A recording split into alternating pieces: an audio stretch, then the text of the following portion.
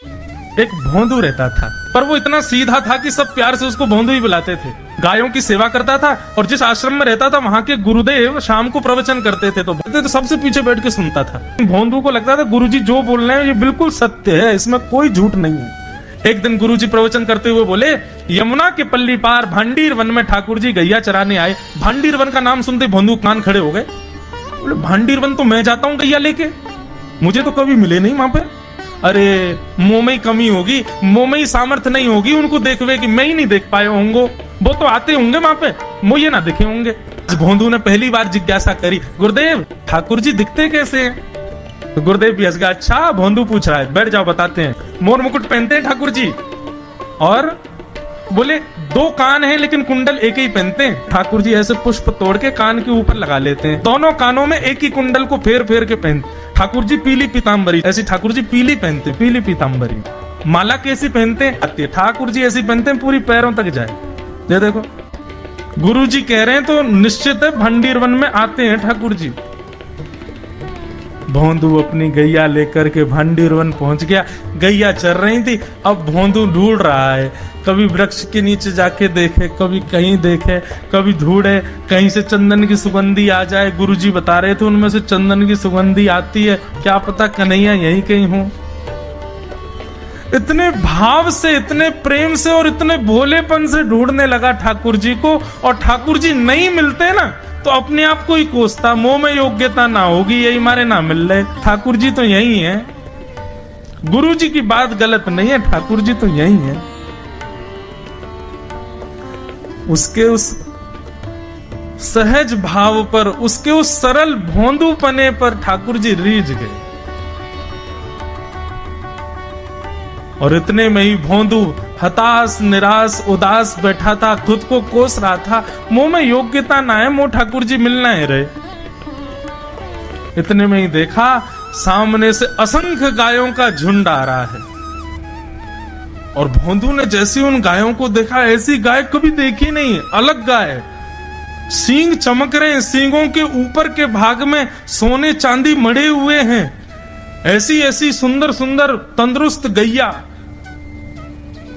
तभी देख रहा है भोंदू पीताम्बरी पहनी है, गले में वैजंती माला धारण की है, सिर पर पाग पहनी है, एक कान में कुंडल है, मंद मंद मुस्कुरा करके दतुइयां दिखा रहे हैं, कटाक्ष नेत्रों से कभी इधर देख रहे हैं कभी उधर देख रहे हैं, अपनी वेणु को कमर में कस करके गैयाओं के गले में गलवैयां डाल करके श्याम सुंदर भोंदू की तरफ चलते भय आ रहे हैं।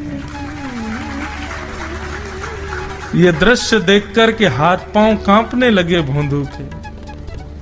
उसको लगा मेरे पास तो आएंगे ही नहीं है, वहीं से मुड़ जाएंगे, अब मैं उनके पास जाके उनको असहज नहीं करूंगा, यहीं से देख लूं, यहीं से प्रणाम कर लूं।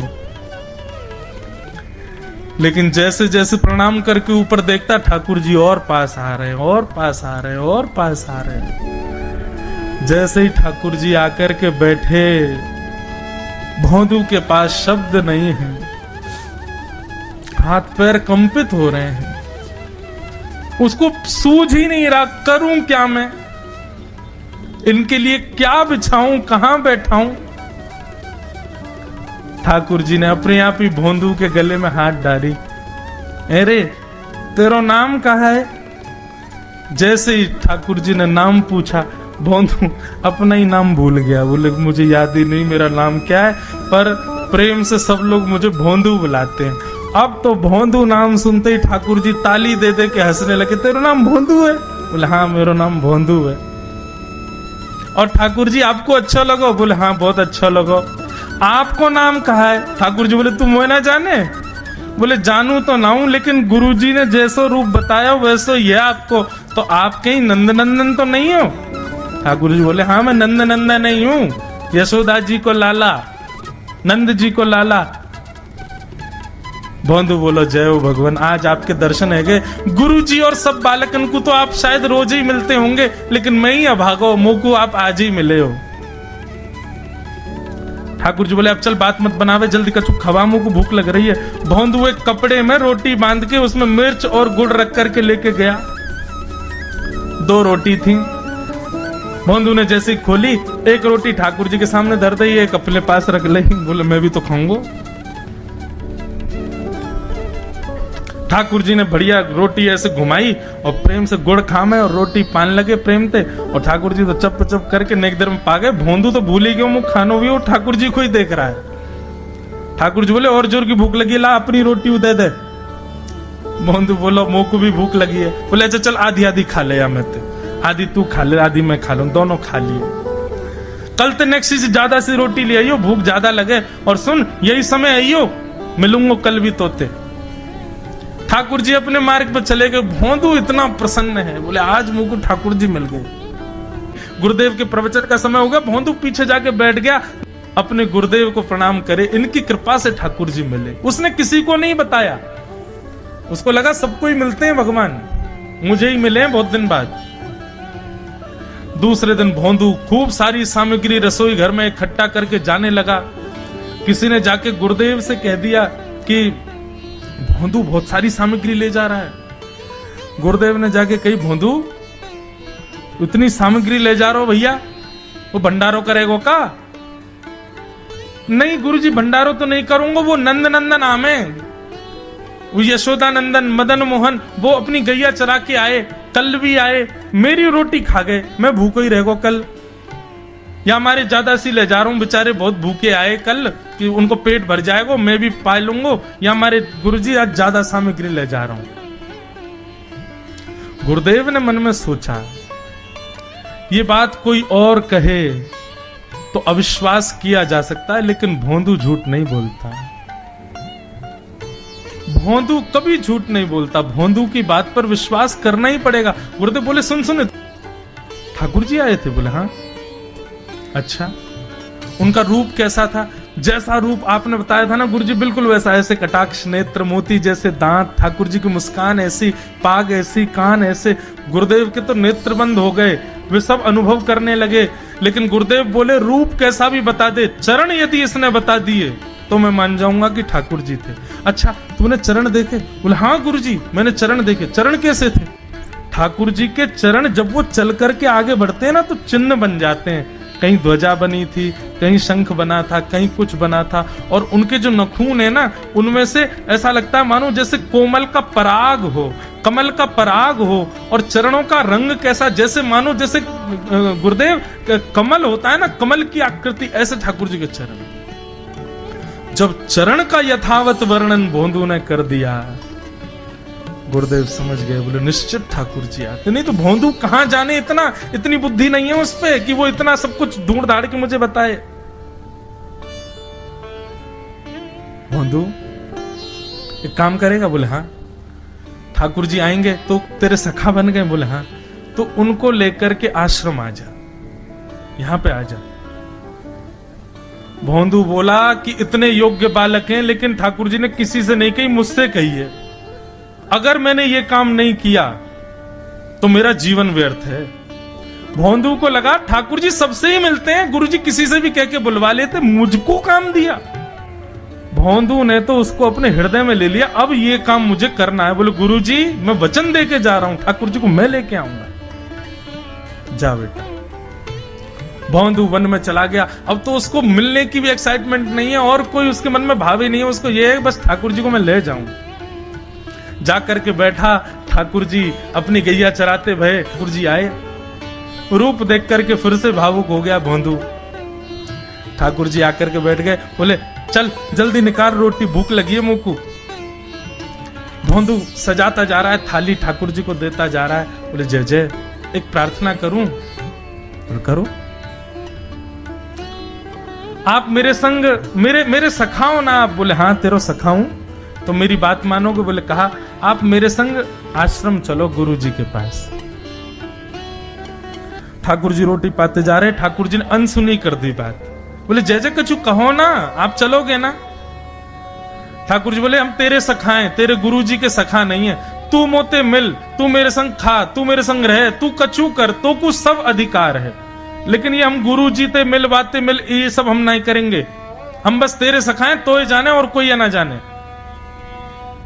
ए जय जय ऐसे मत कहो ना, वे नहीं बताते तो मैं तो आपको देख ही नहीं पाता, मैं तो आपको जानता ही ना हूं। उनने ही तो मुझको बताई कि आप भांडीर बनाते हो, आपका रूप ऐसा है। उनने कृपा करके मुंह को आपसे मिलवाए हो, वही हमारी मित्रता के मूल आधार है, उनसे तो मिलवे चलो ना। ठाकुर जी बोले देख ज्यादा जिद मत करे, हमने तो उसे एक बार कह दी हम नहीं जाएंगे नहीं जाएंगे नहीं जाएंगे। ठाकुर जी रोटी पा रहे थे तो भोंदू ने हाथ से रोटी और छनाई, बोले ये भी दो, ये भी गुरु जी की है, लाओ ये मिर्च गुड़ सब दो, ये सब गुरु जी को, ये भी मत खाओ। और सुनो, यदि हमारे गुरु जी से आपको प्रेम नहीं है तो हमको आपसे प्रेम नहीं है। कल ते अपनी गैयान को लेकर कहीं और चरावे जाओ, होंगे तुम नंदन नंदन अपने गांव के, मेरे गुरु जी के पास नहीं जाओगे। और सुनो, ये मुंह में जो रोटी रखी जाओ को उगल आओ, ये भी गुरु जी की रसोई में बनी है, हमारे गुरु जी से नहीं मिलेंगे। ठाकुर जी बोले अरे भोंदू ने रुक तो, नहीं नहीं नहीं अब तो मैं सुनूंगा ही नहीं, आपने ऐसे कैसे कह दी नहीं जाएंगे, 3 बार नहीं जाएंगे नहीं जाएंगे। और ये भांडीरवन मेरो है, मैं यहाँ गैया चरावे आऊं, कल से अगर तुम और तुम्हारी गैया दिख गई मुंह को तो तुम्हारी गैयान को लेके मैं चलो जाऊंगा आश्रम, फिर तुम्हारी मैया बाबा तुमको मारेंगे। ठाकुर जी बोले अरे भोंदू इतना नाराज? बोले यदि मुंह से मित्रता रखनी है तो मुंह को वचन देना पड़ेगा कि आप आश्रम चलोगे, और अगर आपने फिर से नहीं कही तो मैं जा रहा हूं वापस, और कभी आपको मुख नहीं देखूंगा, अपना मुख नहीं दिखाऊंगा। ठाकुर जी बोले इस मुख को देखने के लिए या संग के लिए लोग पता हो तो कितनी तपस्या करें। बोले जो तपस्या करें उनको मुबारक, तुम मुंह को ना चाहिए, मुंह ना मिलनो तुमते, मुंह कोई गरज ना पड़ रही तुमते, आज तक नहीं मिले कल ही तो मिले हो मोते, वो भी गुरुदेव की कृपा से मिले हो, जाओ मत मिलियो, मुझे ना चाहिए तुम। ठाकुर जी बोले मैं तो ना जाऊंगा, मैं तो तेरे पास ही रहूंगा। बोले तुम मत जाओ मैं जा रहा हूं। कि जाने लगा वापस। भोंदू, ठाकुर जी पुकार रहे हैं भोंदू को, मानो जैसे त्रिलोकी लेके जा रहा है वो ठाकुर जी की, जैसे मानो पूरा ऐश्वर्य ठाकुर जी का ले जा रहा हो। अरे भोंदू ने रुक तो जा। भोंदू बोला अपना मुख भी नहीं दिखाऊंगा यदि आप नहीं चलोगे तो। भोंदू थोड़ी दूर गया, ठाकुर जी को लगी वापस आ जाएगा, थोड़ी और दूर गया, लगा अब आ जाएगा, लेकिन जब भोंदू दिखना बंद हो गया हमारे ठाकुर जी विचलित हो गए, दौड़े भोंदू की तरफ।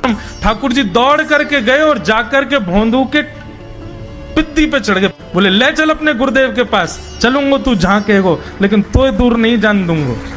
और भोंदू ठाकुर जी को ऐसे ऊपर चढ़ा करके आश्रम जा रहा है। गुरुदेव आकर के खड़े हो गए और मन में बस विचार कर रहे थे, हाथ पांव कांप रहे थे, बोले ठाकुर जी आएंगे कि नहीं। इतने में ही भोंदू आया और तभी देखा भोंदू की पिद्दी पर ठाकुर जी टंगे भय आ रहे थे।